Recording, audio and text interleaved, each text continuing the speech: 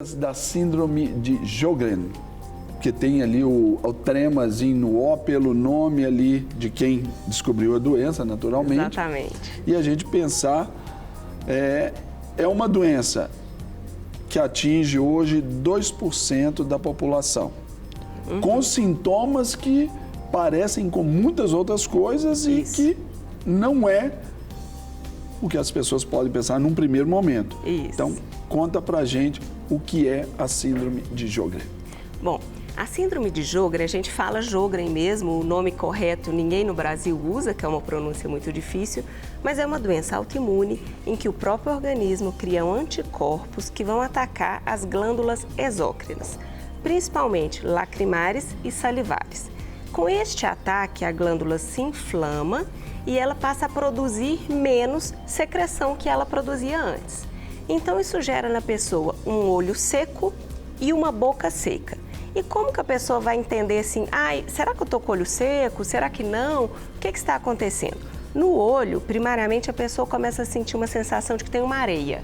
Vai incomodando, uma areia nos olhos, o olho começa a ficar vermelho e, por incrível que pareça, inicialmente fica até lacrimejando de forma excessiva, porque é uma tentativa de tentar controlar. É como se fosse provocando ali provocando para tentar melhorar esse sintoma desse ressecamento e essa areia nos olhos. Na boca, a gente observa que a pessoa ela começa a ficar com a boca um pouco mais pegajosa, igual quando a gente está com muita sede, que fica a boca um pouco mais pegajosa e ela passa a ter dificuldade de alimentar alimentos secos e sólidos. Então, ela obrigatoriamente começa a beber água. Então, ela vai bebendo água durante a refeição. Então, é um sintoma importante que a gente percebe quando a boca está começando a ficar seca. Se ela tiver que comer, por exemplo, uma comida com farinha, ela vai ter dificuldade, ela vai ter que beber água, porque ela não produz a saliva de forma adequada para dar aquela umidade para ela conseguir engolir adequadamente. E pensando nos desdobramentos aí, já desses primeiros sintomas, lembrando aqui, foi o que a doutora Mariana nos falou, que você pode estar aí de casa pensando, os meus olhos estão secos e minha boca fica seca. Não quer dizer que necessariamente você tenha essa doença. Precisa ser, claro, bem investigado. E o dos problemas decorrentes é que se o olho começa a ficar seco, aí vai piscando e vai jogando, a pessoa pode incorrer naquele erro de se automedicar. Vai lá, compra um colírio, uma lágrima artificial, sem a devida prescrição médica e sem saber a causa. Temos um problema. Temos um problema enorme. É importante dizer isso. Nem todo olho seco e nem toda boca seca é síndrome de Sjögren, mas deve ser investigado, porque é uma doença potencialmente grave. Então, o tratamento ele deve ser feito de forma adequada e o diagnóstico ele tem que ser feito. Como que a gente faz esse diagnóstico? Existem testes sorológicos no exame de sangue, que a gente faz para ver os marcadores, e testes mesmo físicos, tanto nos olhos quanto na boca, podendo ser feita até uma biópsia de uma glândula salivar, para a gente fechar o diagnóstico de síndrome de Sjögren. Tendo esse diagnóstico fechado, a gente entra com o tratamento, tanto por medicamentos para controle dessa doença autoimune e com tratamento sintomático, de lágrimas artificiais, saliva artificial, para não deixar dar as sequelas que podem acontecer. Que sequelas seriam essas? No olho, um olho seco muito severo pode dar até uma perfuração. Então, é sério mesmo, precisa de um tratamento adequado. A boca seca, você tem problema dentário. Dentário, aumenta cáries. Na digestão dos próprios alimentos. Exatamente, na digestão dos alimentos. Por isso que é necessário um tratamento correto e um diagnóstico. Então, eu gosto de frisar, nem todo mundo que tem olho seco e boca seca tem doença de Sjögren, mas esse diagnóstico ele deve ser feito de forma correta por um reumatologista. Então, o primeiro médico ali, para quem ali tem algum tipo de suspeita ou quer tirar a prova dos 9, tem que ir procurar o médico profissional, é o reumatologista, o especialista. Sim, muitas vezes o próprio oftalmologista, que é o médico dos olhos, identifica um olho seco e já encaminha para a gente. Então é uma rede. Ou o dentista também já encaminha para a gente por identificar uma boca seca. Então, não precisa, assim, obrigatoriamente ir direto no reumatologista, porque às vezes ele já vem encaminhado de profissionais que já fazem esse diagnóstico daquela parte e encaminham para a gente. Muito legal. Um outro sintoma que a gente pode colocar aí, né? A gente viu secura nos olhos e na boca, essa inflamação glandular, que é onde ataca produzindo menos saliva, menos lágrimas, né? Fadiga. Sim, toda doença autoimune, ela é sistêmica. Embora às vezes ela se manifeste mais em algum local, como nesse caso nas glândulas exócrinas lacrimais e salivares, mas é uma doença sistêmica, então tem uma inflamação crônica. E essa inflamação crônica pode dar fadiga. A síndrome de Sjögren também pode acometer outras partes do nosso organismo. Pode acometer as articulações, dando artrite, o sistema nervoso, dando até acometimentos potencialmente severos na medula, mas são manifestações mais raras. As mais comuns são essas, mas é uma doença sistêmica, pode acometer o organismo inteiro, diversos órgãos, não só as glândulas.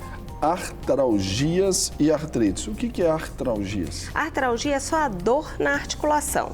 Então, às vezes, eu caminhei demais e posso estar com o joelho doendo, isso é uma artralgia.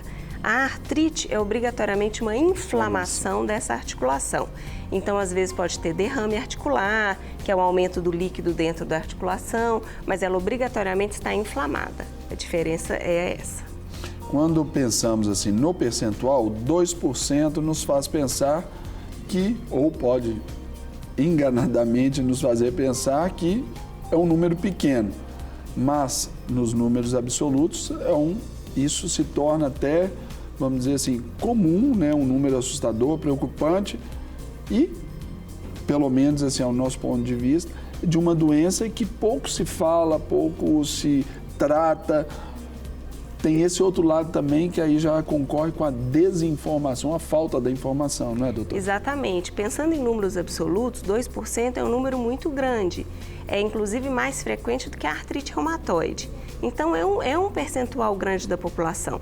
A síndrome de Sjögren ela pode ser primária ou secundária.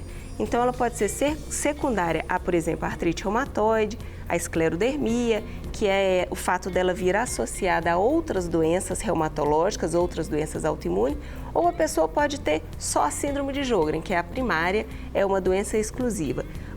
Ela é muito negligenciada, de fato, porque a pessoa ela vai pingando os colírios, ela vai dando um jeito e acaba que vai maquiando, exatamente, e acaba que não faz o diagnóstico e não segue o tratamento corretamente. E quando se fecha esse diagnóstico, a senhora disse que há um tratamento. Então, pensamos na qualidade de vida ali, né, para não deixar estender a essas consequências, essas sequelas. Isso.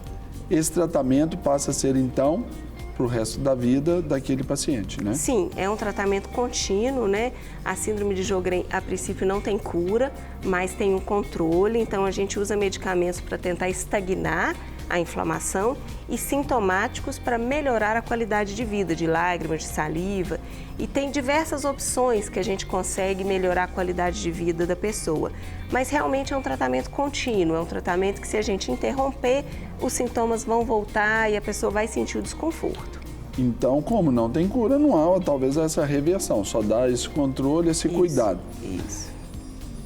O tratamento, basicamente, para aliviar esses sintomas, como a senhora citou, a lágrima artificial, a saliva artificial, mas tem algum outro medicamento que já age de uma outra forma, já nas glândulas salivares e etc. Isso, existem os medicamentos que a gente usa nas doenças reumáticas, né, que a gente chama de DMARDs, que são drogas modificadoras do curso da doença, que justamente fazem essa estagnação da inflamação. Ela vai desinflamar essas glândulas, vai controlar a atividade da doença.